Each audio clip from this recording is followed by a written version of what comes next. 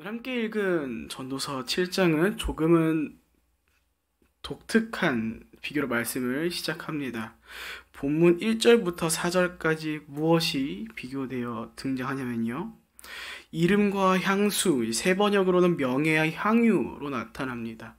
그리고 사망과 출생, 초상집과 잔치집, 슬픔과 웃음, 이러한 것들이 서로 비교되어 나타나지요.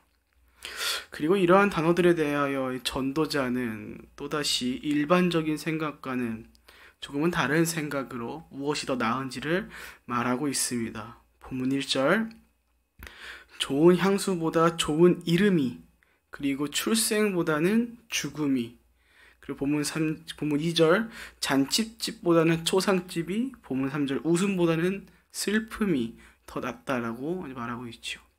조금 의아합니다. 전도자가 더 나은 것들이라고 말하는 것들, 죽음, 초상집, 슬픔, 사실 우리의 생각으로는 그 무엇도 나빴으면 나빠지 더 나은 것이라고 생각할 수는 없는 것들입니다.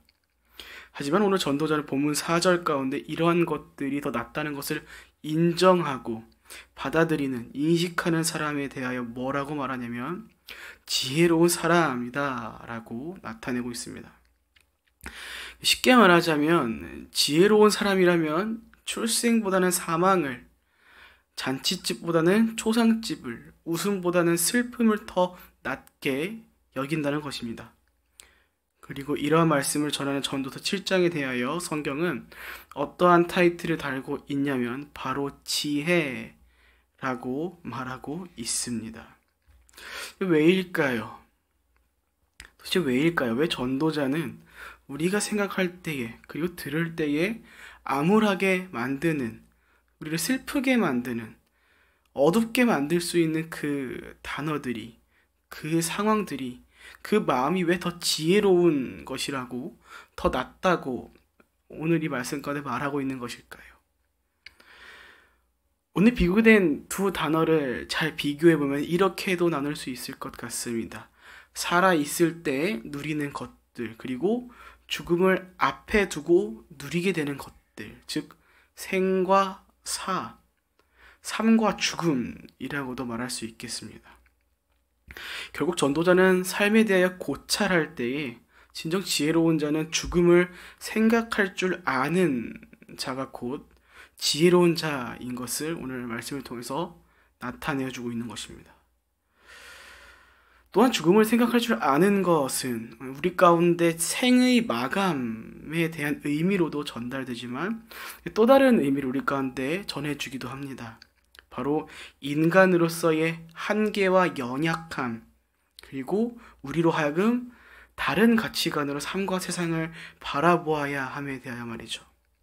많은 사람들이 자신의 인생을 돌아보고 또는 인생을 소중히 여기게 되는, 그 삶을 아끼게 되는 일들 중 하나가 바로 자신의 삶이 죽음의 문턱에 이르렀을 때입니다.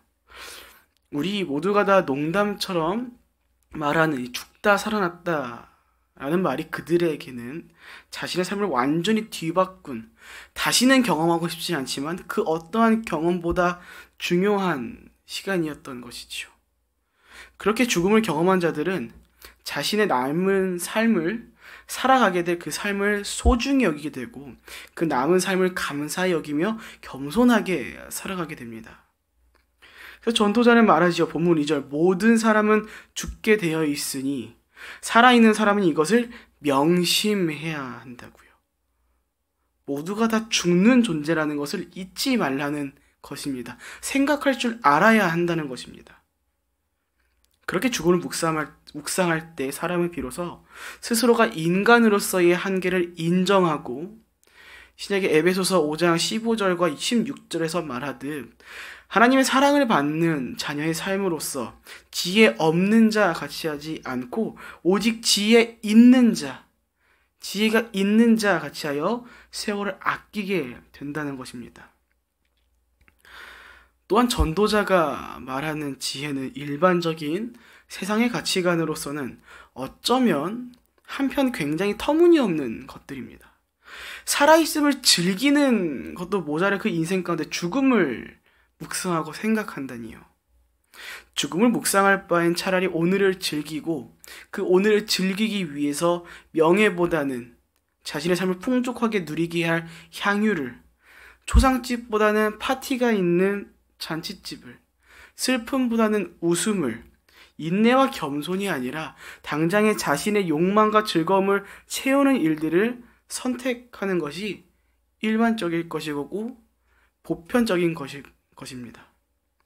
하지만 전도자는 이 땅을 살아갈 그분의 백성들을 향하여 자신의 삶을 지켜줄, 그 생명을 지켜줄 지혜는 그들이 추구하는 것과는 다르다라는 것을 오늘 말씀까지 나타내어주고 있는 것입니다. 사랑하는 성도 여러분, 부디 우리 개개인의 삶을 영위해 갈 때에 부디 세상의 눈으로, 세상의 가치관이 아닌 하나님의 눈과 하나님의 마음으로 그분의 가치관을 가지고 살아가시길 축복드립니다. 예수님께서 우리를 위해 이 땅에 오심으로 우리는 이제 이미 왔으나 아직 오지 않은 하나님의 나라를 살아가는 자들입니다. 골로새서 1장 13절에서 말씀하시듯 예수님께서 우리를 흑암의 권세에서 건져내사 그의 사랑의 아들의 나라로 옮기셨으니 우리는 그 나라의 백성으로서 그 나라의 법과 그 나라에서의 가치관을 가지고 살아가야 할 줄로 믿습니다. 그리고 그것이 정녕 우리의 삶을 지켜주는 생명으로서의 지혜가 될 줄로 믿습니다. 이렇게 죽음에 대한 지혜를 이제 전한 전도자는 계속해서 지혜로운 자들에게 해로운 것들과 그리고 지혜로운 자들이 취해야 할 태도들을 계속해서 전해줍니다. 본문 6절과 7절, 아무리 즐거운 노래더라도 어리석은 자의 노래보다 지혜로운 사람의 꾸중을 듣는 것이 낫고 탐욕과 뇌물이 지혜로운 사람을 미치게 하고 부패시킨다는 것과 본문 8절과 9절, 일의 끝이 시작보다 나으며 그렇기에 끝을 향해 달려가기 위해 교만이 아닌 인내함이 중요하며 조급하게 분노하지 말라고 합니다.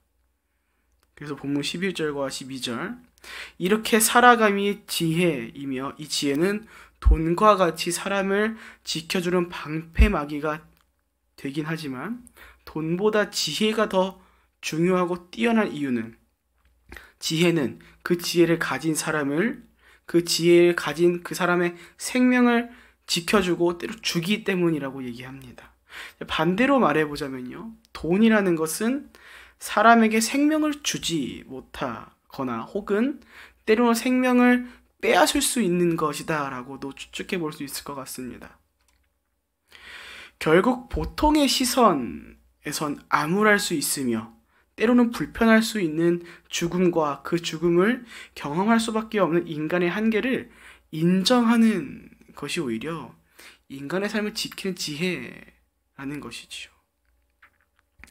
그리고 전도자는 이에 이어서 하나님께서 하신 일에 대하여 이렇게 말합니다.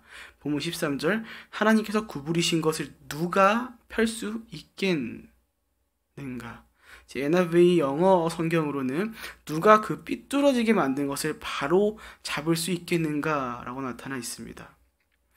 하나님께서 구부리시게 하셨다. 그리고 또는 하나님께서 구부리시게 만들었다. 뭐가 되는 하나님께서 하셨다라는 것입니다.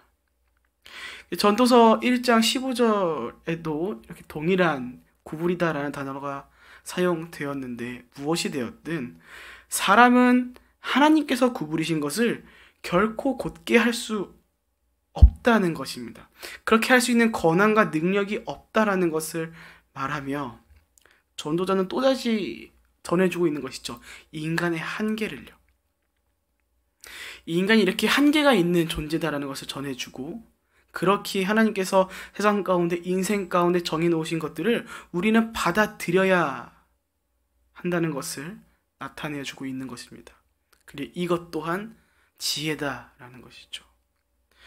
결국 죽음을 인생 가운데 즐기는 날들만이 아닌 끝이 있다는 것을 인지하고 하나님께서 정해놓으신 것들을 결국 사람이 펼 수 없다는 인간의 한계를 인정하며 삶을 영위하는 것, 그것이 곧 지혜로운 자들이 살아가는 삶의 태도라는 것이지요.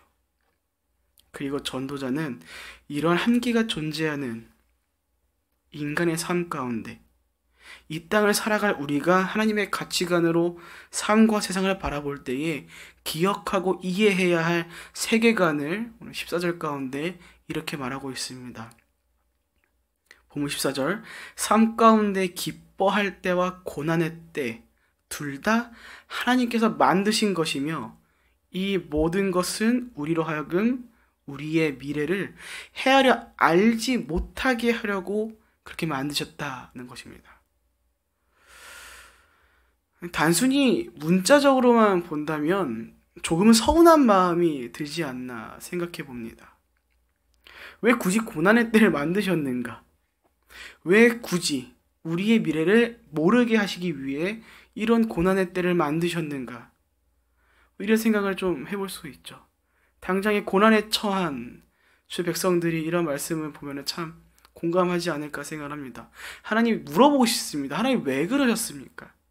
하나님 왜 우리 가운데 기쁨의 때만 주시고 웃을 때만 주시고 우리 미래를 좀 알게끔 해주셔서 다가올 어려움도 좀 피하게끔 만들어 주시지.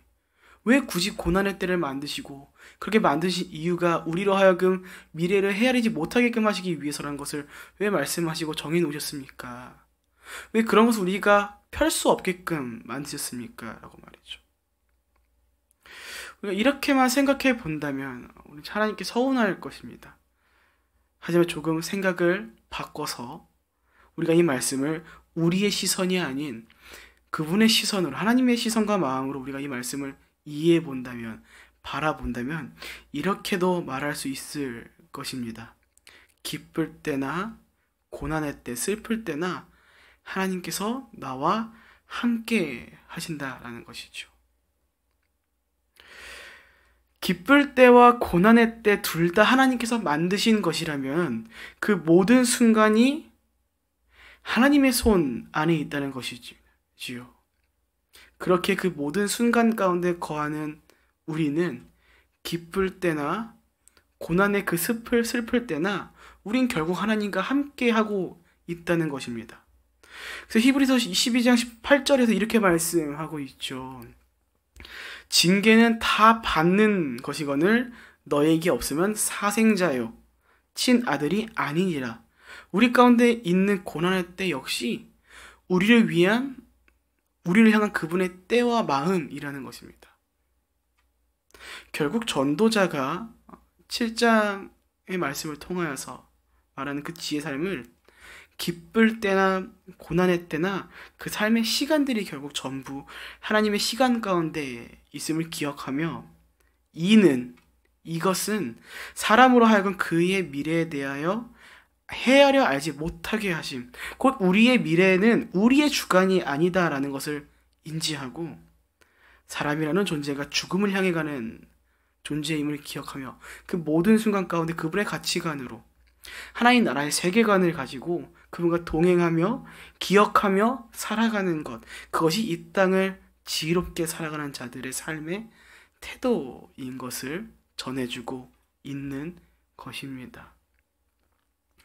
우리 사랑하는 믿음으로 사는 교회 성도 여러분, 말씀을 마치겠습니다.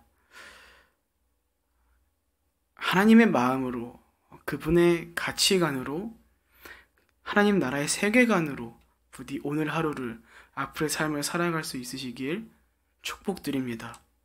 그렇게 살아갈 때 우리는 오늘 말씀 가운데 나온 죽음을 생각할 줄 아는 이 지혜가 온전한 하나님의 지혜로 우리는 그제서야 받아들일 수 있게 될 것입니다.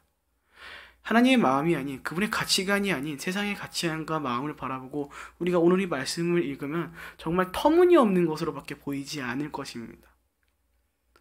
우선 웃는 것이 더 좋을 것이고 사는 날이 더 좋을 것이고 초상집보다는 잔치집이, 이름보다는, 명예보다는 내 당장의 삶을 누릴 수 있게 할, 풍족하게 할 향유를 누리는 것이 더 나은 것이라고 생각할 터인데, 이것과 반대되는 오늘 전도자가 말한 이 지혜가 온전하게 우리 삶 가운데 받아들이기 위해선 우리가 그렇게 받아들일 수 있는 온전한 믿음, 그러한 생각과 마음, 하나님의 마음과 성령의 가치관으로, 하나님 나라의 세계관으로 이 말씀을 바라보고 받아들일 수 있는 그 은혜가 우리 가운데 있어야 할 줄로 믿습니다.